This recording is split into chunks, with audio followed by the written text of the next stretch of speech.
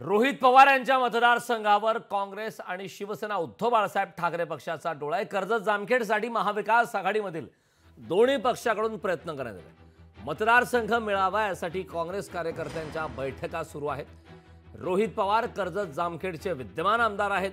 कर्जत जामखेड मतदारसंघ राष्ट्रवादी शरद पवार पक्षाकडेच राहील असा विश्वास राष्ट्रवादी शरद पवार पक्षाकडून व्यक्त करण्यात आला आहे।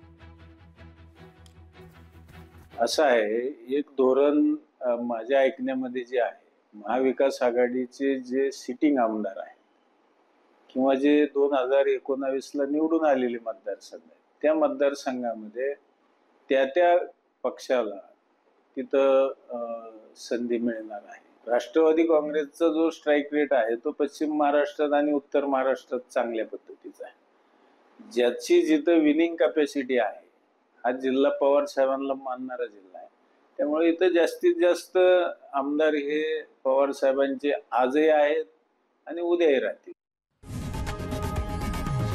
लोकशाही मराठी ऐका, पहा, जागरूक रहा।